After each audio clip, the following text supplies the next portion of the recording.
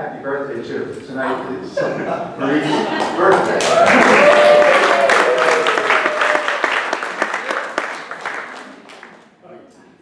How many of you folks have read the Boston Broadside before coming here this evening? Oh, wonderful. Wonderful. You all got the most recent copy, hot off the press, the October issue.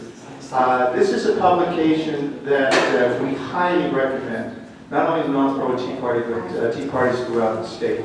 Lonnie Brennan is the founder and the publisher of the Boston Broadside, doing a phenomenal job, and we would like to hear more about your project, Lonnie, please.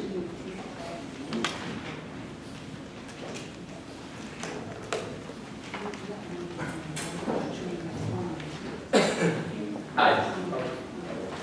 I'm actually better in print than in public.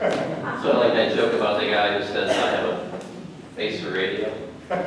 I do too, just not the voice. What you have in front of you is the 18th edition of the Boston Broadside that we started publishing a year and a half ago. There were 1,000 copies. Had them pretty much all stacked up to Mike's sales drive. I had them all stacked up at Justine Pelletier rally, Jeff doing a rally in front of the State House, and I just kind of plopped, and they fell all over the ground. And when people saw what they were, they started picking them up, and then all of a sudden, they almost all disappeared within the next hour or so. I didn't have to carry anything home from the event.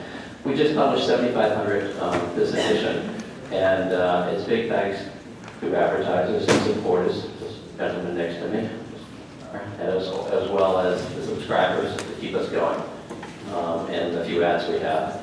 I'm trying to use the paper as an alternative, to what's out there. This ultra-liberal extremist, everybody knows the globe, right? So it's small, it's tiny, and they have a few hundred years head start on us. But if you want something in it, send it. If you want 200 letters in it, just send it. We'll try to fit what we can. Write short, write short, write short. That might help get more things in.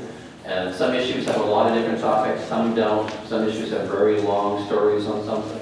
This one here has something really fun that I had the pleasure to do last week, and that was how we carved, sit in his studio with his folks, and did a sentence spread on his upcoming new book, Killers. I'm kind of a fan of his books, and sorry about that. So if you have any questions, I'll be around. I'm not sure what else to say. You've got some great writers, Malcolm, Karen.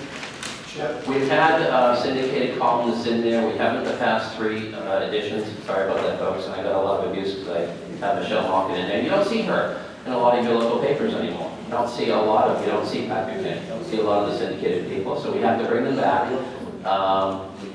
Float between 12 pages and 16 pages. We'll probably have to do 20 pages. But we'll get them in. A lot of local folks. Tom Worley, Jazz Patriot. Does not have an article here. He's usually good for every other issue, something good and hot. Your Tea Party counterpart, Ted Tripp, who also helps distribute the paper at the State House, because every month either myself and my kids, although my kids are old now, but myself and my kids and my bride, or else Ted Tripp, brings a few hundred papers down to the State House and drops them off at every office. And when we first started, we got some pretty strange looks, and we still get some pretty strange looks, but we also get a lot of, they're reading this in the chambers.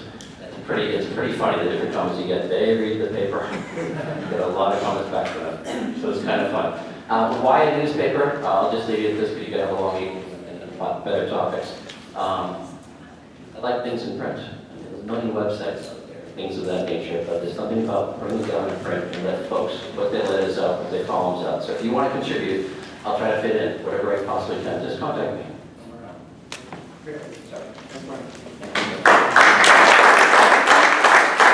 One of the most effective, efficient leaders of conference meetings. He is time sensitive, and when he says 5 minutes, he makes it happen.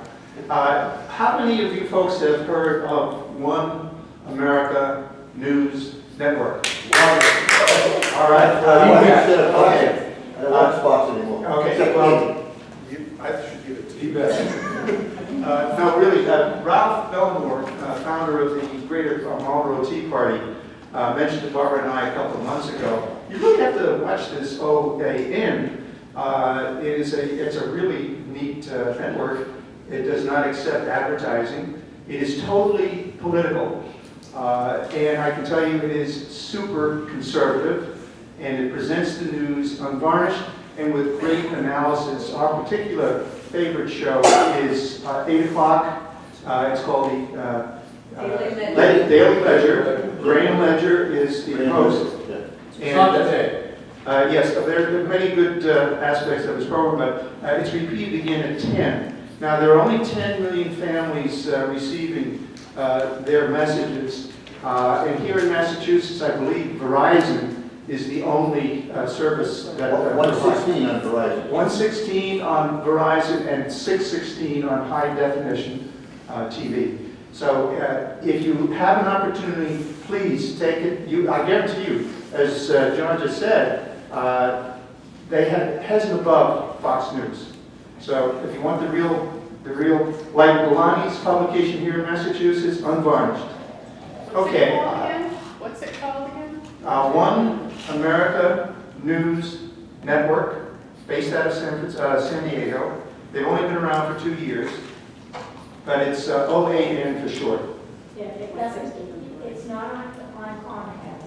Yeah. So yeah, right now, I know you can probably get it through Roku and some other services, but keep your eyes and ears open for, they're providing some information, not too distant future, but you can, I'm sure you can do it through your laptop and get their shows. And Yes. John, you know what they also have on that news that I like? They do segments about the Constitution. Yeah, there's no, yes. Yeah. There's no advertising, and they drop in between these segments, history lessons, the way it actually occurred. So I guess that's a pretty strong testimony for all of you. Yes? And John, they say all the time, if you have DirecTV, call that in, and any satellite TV, and see if they will put that on their list of programs. Okay, all right. Dish, DirecTV, just call them and ask them if they can do that. And the second best day was Terry Laren. Ralph told me about it. She's gone now. What? So when did she visit us? She is gone. I look Three forward. and a half years. 24 years old. Huh? She was 24 years old. Another Michelle Moffman. Yeah, which one's prettier? You mean she just left the network, or? Yeah. Yeah, about a month ago. Okay. All right, look, folks, we're running behind here, but I did want to make one last announcement. How many of you folks have heard the name Trevor Loudon? Oh, Well, he's coming back to Northboro. Monday, November 16th, he will be here at 7 o'clock, and you know what to expect from Trevor.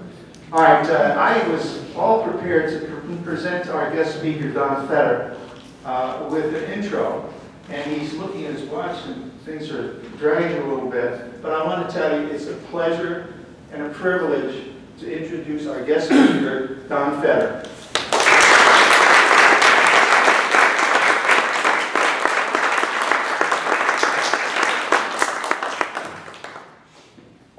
Does that work? Well, I guess it doesn't work, I'll have to hold it. Is there some way we can? We don't have You don't, okay. Well, I'll have to do it this way. It might. Tell me if at some point I'm not projecting, if you can't hear me. I should begin by thanking John O'Mara for inviting me here, giving me an opportunity to alternately outrage and defend you. Last year was the 50th anniversary of the Goldwater campaign. It also marked 50 years since I became part of the conservative movement. By the way, unlike Donald Trump, I do use a script. On the other hand, I don't spend my entire speech talking about myself and how wonderful I am. So as I said, I've been involved in the conservative movement now for 51 years. I feel like an old soldier with too many battle scars and too little time left. By the way, Douglas MacArthur was wrong. Old soldiers don't just fade away. They forget who they are, where they are, they fall down. In 1964, I was the head of my high school chapter of Students for Goldwater. In college, Boston University, I became the leader of Young Americans for Freedom, which was dedicated to fighting the new left on campus. In the mid-1970s, I was the first executive director of Citizens for Limited Taxation. In fact, I hired Chip, something for which you'll never forgive me. When I was with Citizens for Limited Taxation, we helped to defeat a graduated state income tax. The last time the so-called progressives have put that on the ballot. And I was there for the initial stages of Prop 2.5.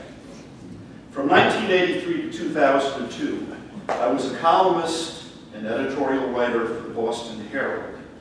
In those years, the Herald published more than 2,000 of my columns, most syndicated. Since then, I've been a freelance writer, media consultant, coalitions director of the World Congress of Families. I've traveled to more than 30 countries on 6 continents. I'd like to share with you some lessons I've learned along the way. Taken together, they might be considered at least the beginnings of core conservative philosophy. 1, many who call themselves conservatives aren't. Taught to the average 20-something you meet at the annual Conservative Political Action Conference in Washington, D.C., and you're likely to hear the following. I'm an economic conservative, as if marginal tax rates are the sum total of human existence. Or, I don't care about marriage, abortion, and stuff like that. In other words, I'm a conservative who doesn't care about morality, the family, and protecting innocent life. Ask them what they do believe, and they'll tell you, we need lower taxes and smaller government. While true, those are positions, they're not a philosophy. 2, our cause is faith, family, and freedom. We start with faith because liberty, morality, and human nature are God-given. Recall the Declaration of Independence, endowed by their creator with certain unalienable rights. Or Abraham Lincoln's Gettysburg Address, that this nation under God shall have a new birth and liberty. The family, because it's the foundation of social order and the cradle of civilization. Freedom, because it allows the individual to shape his destiny. 3, conservatives believe in language, culture, and borders. For almost 400 years, America's history has been written and spoken in English. It's the glue that holds together a diverse people. Now there's a candidate for the Republican presidential nomination who prides himself in giving speeches in Spanish. Of course, I refer to, as Jeff Cooner calls him, Chibito, press 2 for English Bush.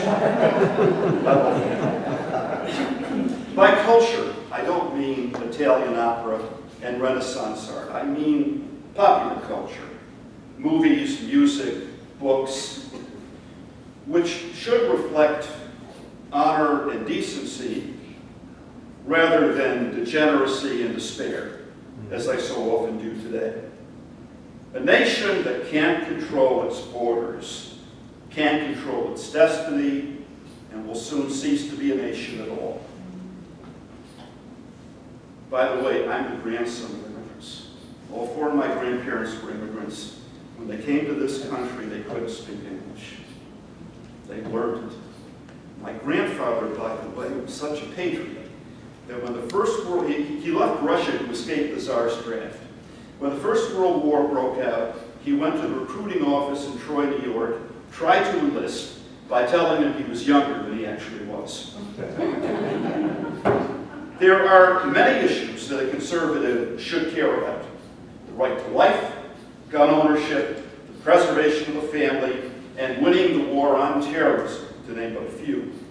But the most important is the need to stem the tide of illegal immigration, which brings with it drugs, dependency, disunity, and worst of all, democratic votes. Unless we do something about it pronto, one day Congress will look like the California legislature. 5, conservatives, you'll like this, Harold. Conservatives believe in representative government, not democracy. The Founding Fathers disdained democracy, which is why the word isn't found in either the Declaration of Independence or Constitution. The Constitution speaks of securing the blessings of liberty to ourselves and our posterity.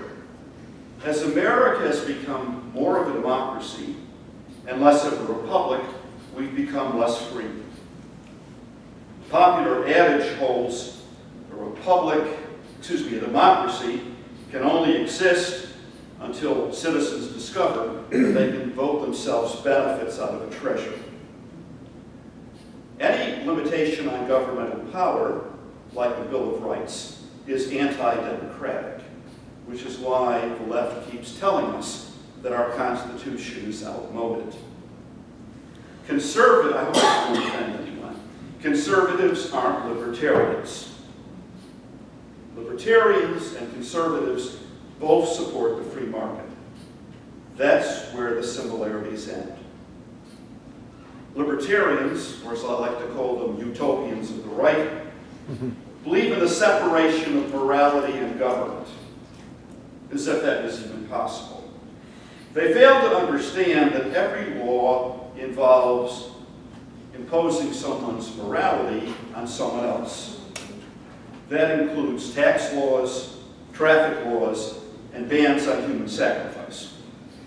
A consistent libertarian will oppose laws against drugs, prostitution, the possession of child pornography, and even age of consent laws. But without a moral foundation, the nation can't long survive. As John Adams explained, our Constitution was made only for a moral and religious people. It is wholly inadequate to the government of any other.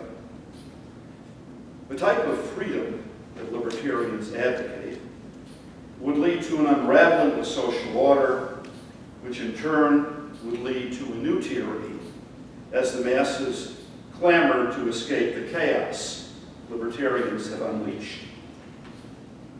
7, private property and the free market lead to prosperity and are firewalls against tyranny. The genius of capitalism may be seen by comparing the economies of North and South Korea, Costa Rica and Cuba, and Texas and the PRC, the People's Republic of California. Private property and the free market also result in the diffusion of power. One reason the concentration of power in Washington, D.C. over the past century is so dangerous. By the way, in this regard, I applaud the campaign of Bernie Sanders. It's so refreshing to meet a Democratic candidate who's actually proud to say he's a socialist. Unlike all the Democratic candidates who are socialists but who admit it. 8, despite our commitments to the free market, conservatives aren't abject apologists for corporate America, which is frequently anti-capitalist and anti-American. That's right. Along with foundations and government, the Fortune 500 provide most of the funding for cultural Marxism. 9, the most dangerous trend in America today is stifling dissent in the name of diversity. Hate crimes laws, campus speech codes, and forced association, for example, punishing a baker who refuses to make a cake for a so-called same-sex ceremony, all attack fundamental freedoms, including free speech, freedom of religion, and free association. When speech can't be prohibited or punished outright, the left's fallback position is to stigmatize dissent as hateful. Liberals support every form of diversity except the only one that really matters, intellectual diversity. 10, unless a conservative who's in the news is regularly attacked by Planned Parenthood, the Human Rights Campaign, the Southern Poverty Law Center, the New York Times, and/or Hillary Clinton, they're not doing the job. If the mainstream media has something nice to say about an alleged conservative, they should immediately be suspect. 11, there is no conservative foreign policy, though there are some guiding principles. Isolationism or interventionism is a false dichotomy. Sometimes intervention in foreign conflicts is unavoidable, and sometimes it leads to creating another Muslim state in Europe. All intervention doesn't lead to a quagmire, and every foreign crisis isn't unique. Some principles of a conservative foreign policy: don't make threats you're not prepared to carry through on. A thug with an ideology is more dangerous than a thug without an ideology, which is why Bashar Assad, who is a thoroughly despicable human being, is more of a menace than ISIS. Is less of a menace than ISIS. 3, nation building is an exercise in futility, and it's something, by the way, that was rejected by the Founding Fathers. They said we should hold up our republic as an example, not try to impose our values on others. 4, it's easier and less dangerous to kill terrorists overseas than it is to wait for them to come here and try to kill us. 5, American foreign policy should be guided by one consideration, and one consideration alone: is it in the just national interest of the United States?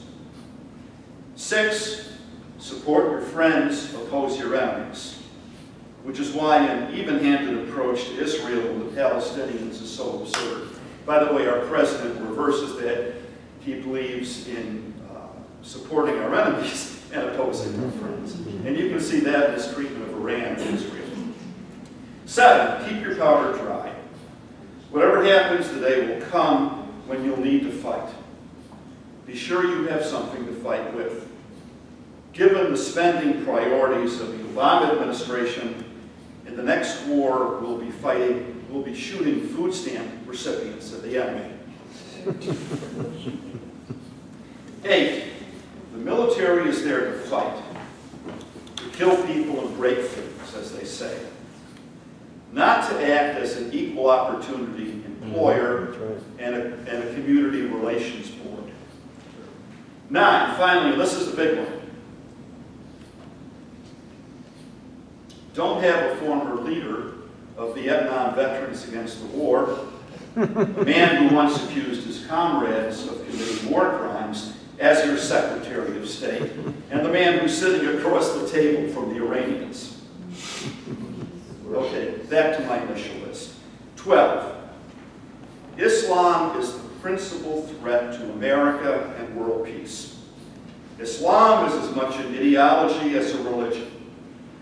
For most of its 1,300-year history, its goal has been world conquest, as it is today. In normative Islam, there can be no separation of mosque and state. Freedom of conscience, so prized in the West, does not exist in Islam. It's no coincidence that today terrorism comes almost exclusively from the Muslim world. From Taliban to Iran, Hamas to Hezbollah, and Al-Qaeda to ISIS. There are actually two Islams. There's the fairy tale Islam, dear to the hearts of Western apologists, sort of a theological version of Kismet, and the real world Islam, which beheads captives, sanctions honor killings, and leads to mass murder. Calling Islam the religion of peace is the greatest laugh line in history.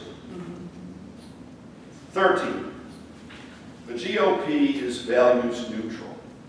Conservatism is not. The conservative movement has principles. The Republican Party has positions which are transitory until the next opinion poll will do us part. In 2012, Mitt Romney's message was jobs, jobs, jobs. He clung to this script tenaciously, refusing to go off record, ignoring little things like Benghazi, the flood of illegal immigrants, and attacks on religious freedom. In consequence, he lost, including, by the way, 12 million conservative votes that were there in 2008 but weren't there in 2012.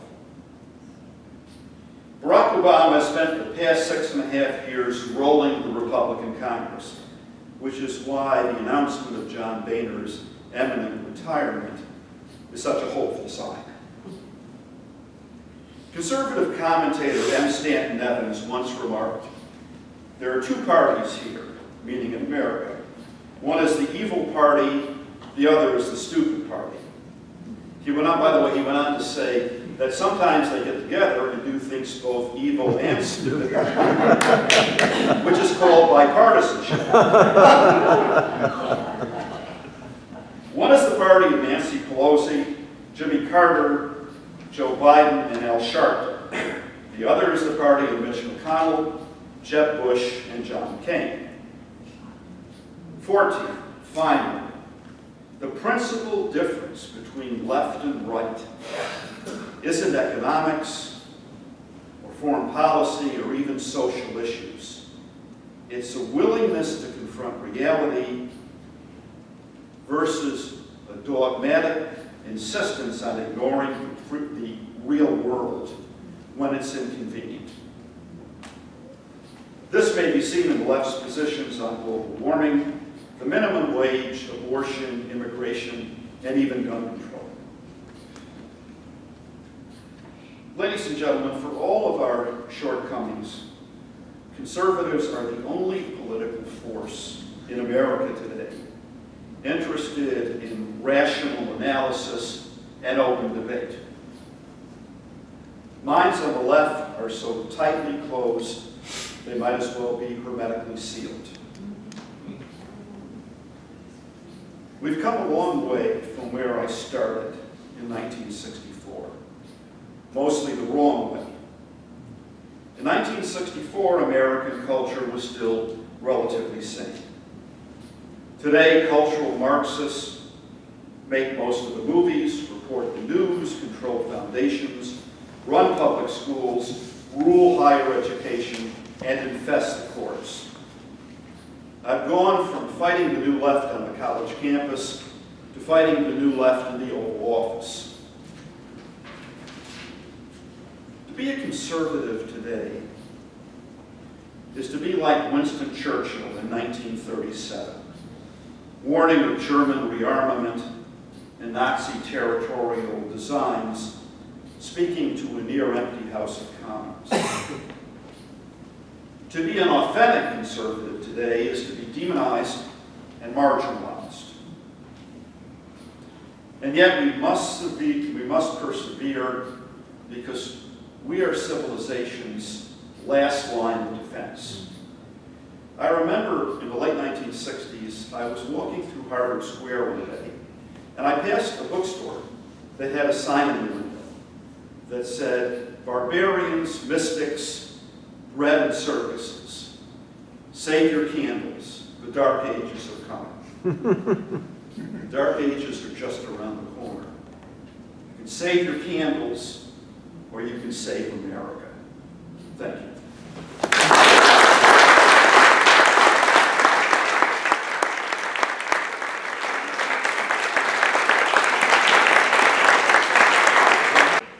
First off, y'all should be in touch with Don via his Facebook page. I also wanted to ask Barbara and Marie, could you hand out, Yes. Don has a handout, conservative readings and also conservative movies. That's right, that's right. Okay. Because I'm obsessive, I felt the need to give you some assigned reading and viewing as homework. By the way, there's one book you won't find on the reading list. It was in Edinburgh, Michigan. It's a novel called The Children of Men by P.D. James. It's probably as important as any other book on the list. It's one of only 2 novels I recommend that way. It is the most forceful, compelling, pro-life statement I've ever encountered, even though the word abortion isn't mentioned in the novel. Could you repeat that? Yeah, The Children of Men by P.D. James, the British detective novelist. It's the only book that she wrote that wasn't about crime. Okay. We are going to have a Q&A, but there are a couple of rules, sort of some regs that we might want to adhere to. If you would raise your hand if you have a question, I will do my best to recognize you in the word through raising. But also, folks, call for civility here. We are all patriots. We owe one another courtesy, and we hope that you display such. Also, please, no stump speeches. Be forewarned. If that occurs, it will be short-lived. And finally, questions, please hold them to 30 seconds. All right, Don, we're going to start with folks. Do you have a question? Questions? Yes. Yeah. I'd like to know if you think that Atlas Shrugged belongs on this list. No, I don't. And by the way, I was an Ayn Rand fan when I was in college. No, I don't think Atlas Shrugged should be on it. By the way, Atlas Shrugged isn't a novel, it's pedantic. The Fountainhead is much better literature than Atlas Shrugged. I don't think the virtues of selfishness is conservatism. I'm sorry, I don't. Barbara. You sort of sniggered when you started talking about Trump. How do you feel about him? Do you think he's right about the issues? I'm sorry, who? Donald Trump. Well, this is a complex subject. I'm trying not to filibuster on it. I find the Trump phenomenon more interesting than Trump himself. I think most of us know who created Donald Trump. It was John Boehner, it was Mitch McConnell, it was John McCain, it was Mitt Romney. Donald Trump, I think, demonstrates how much the conservative base of the Republican Party hates the party's leadership.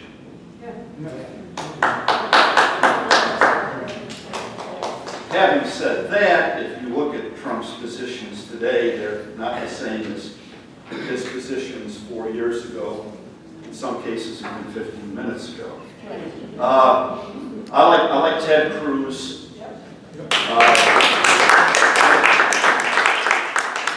I like Mike Huckabee, and I like Ben Carson. I mean, there are a lot of people in Washington who need brain surgery.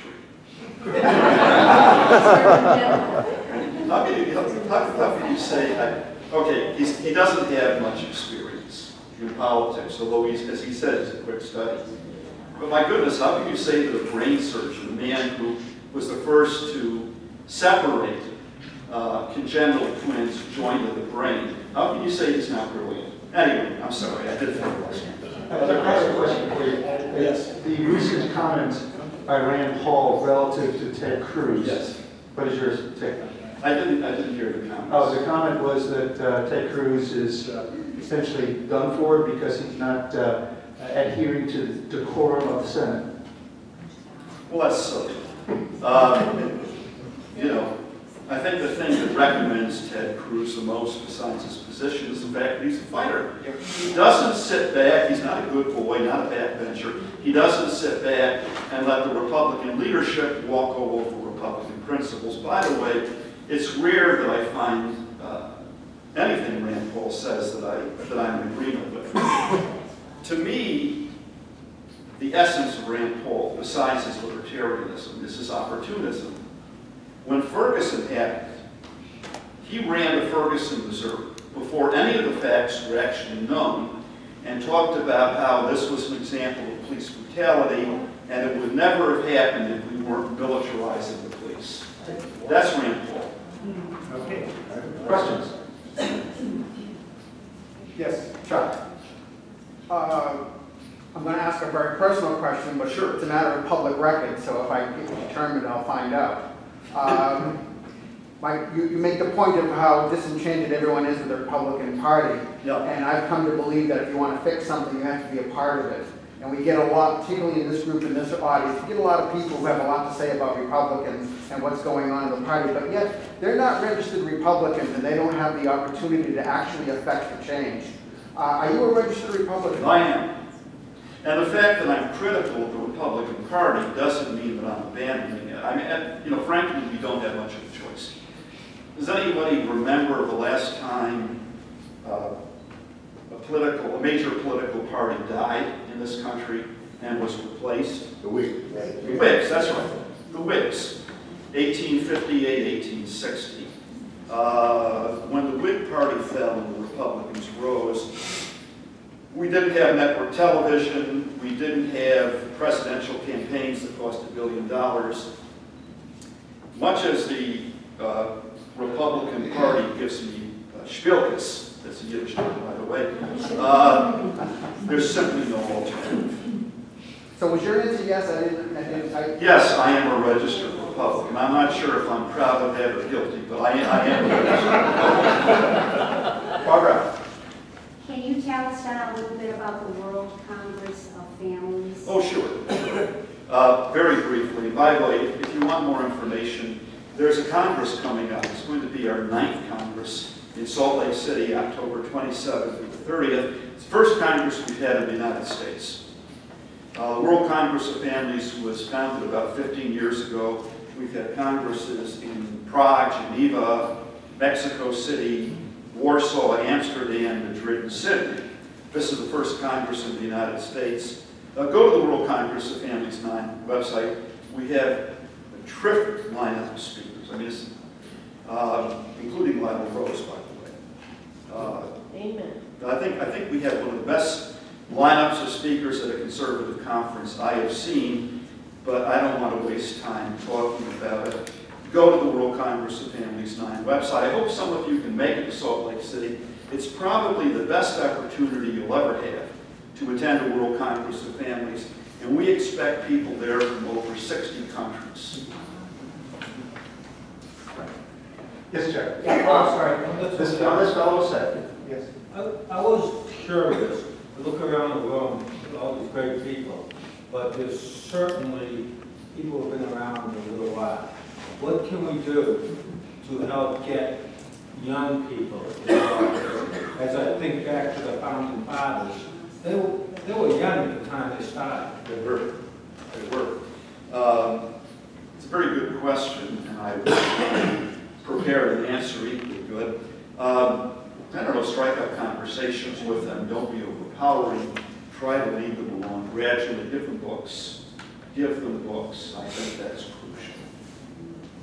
Oh, it can also help tear out Common Core, which, let's face it, our educational system is not doing a very good job turning out a fair amount of people. Chip? Yeah, Donald Trump, I think a lot of people, Republican voters, look at him and they say, if he's elected president, I don't know whether I'd be appalled or delighted. And he puts that dilemma out there for people. Don, the question is, do you think he's going to flame out? And the reason I ask that question is, someone a journalist came up with a great line a few months ago saying that he's waiting for Trump's next outrage. And he says, I think what he's going to do is the next debate he's going to come out with a Confederate flag, spread it out as a tablecloth, and proceed to eat the remains of Cecil the Lion. And that was his comment about the next outrage. Do you think Trump's going to eventually flame out? I thought he'd flame out 3 months ago. And he's drawing audiences of 20,000 people. He's like a rock star. Or he's like Tom Brady, my son Jonathan, if you say anything against Tom Brady, he's probably attacking physically. That's the way Donald Trump supporters are. He has a hardcore of supporters. It doesn't matter what he says or does, they're always going to support him. Will it be enough to get him the nomination? I don't know. It depends on how many other candidates drop out of the race. There's one thing I'll say, two things actually, in Donald's behalf. First, he's the first Republican candidate I've encountered, other than Ted Cruz perhaps, who doesn't apologize. I mean, most Republican candidates will apologize at the drop of a hat. Oh, I'm so sorry I offended you. I don't care if I'm right or wrong. The fact that you were offended, that's all that matters. Secondly, at one point in the second debate, he turns to the other Republican candidates and said, you know, if it wasn't for me, you guys wouldn't even be talking about immigration. And sadly, he's absolutely right. I think that's exactly right. He's doing a great service for the other Republican candidates. Look what happens when you speak out and tell it like it is. Yes, Vince? Do you have an opinion on this current move for the Confederation of States? The convention. Yeah. I'm wary of it.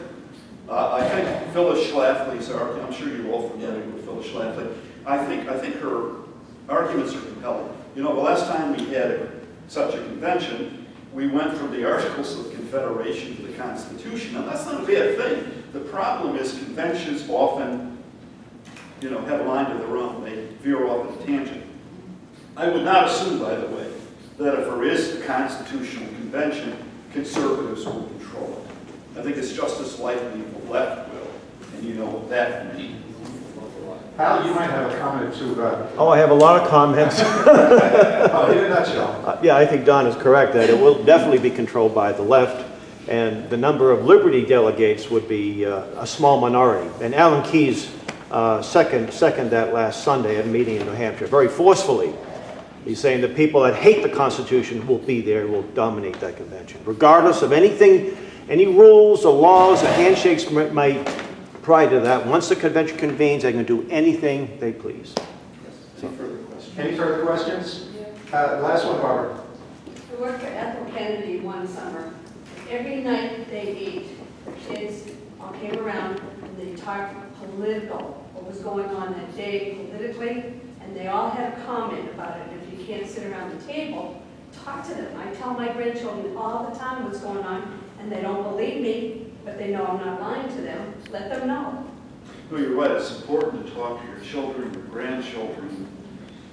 They have to hear what you think.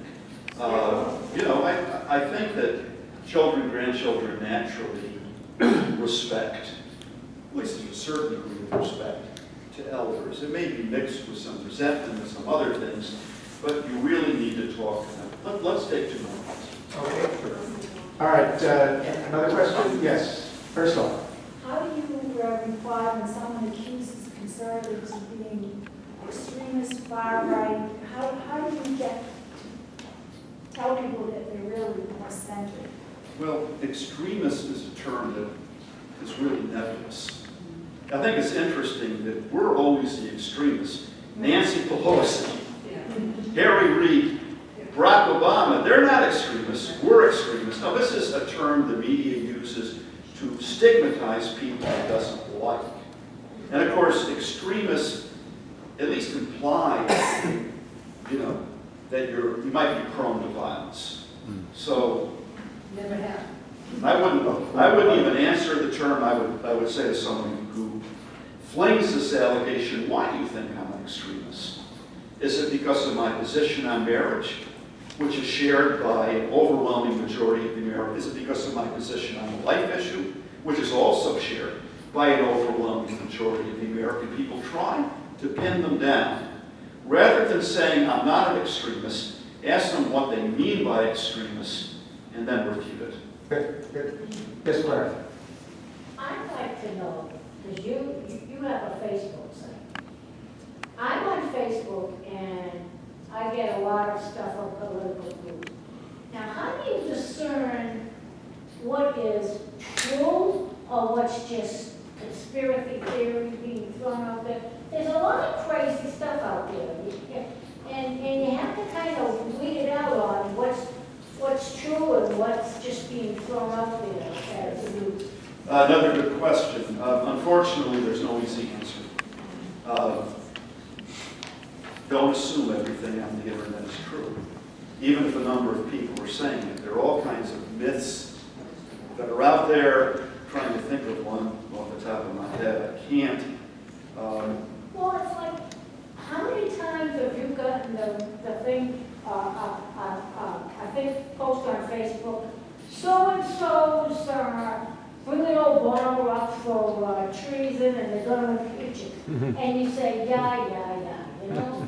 On the other hand, there's some things on the internet that seem impossible at first until you find out they're true. For instance, I got an email from some national Tea Party group that said a group of scientists have sent a letter to Barack Obama telling him that he should prosecute people who dissent from global warming. They should be prosecuted under the RICO Act.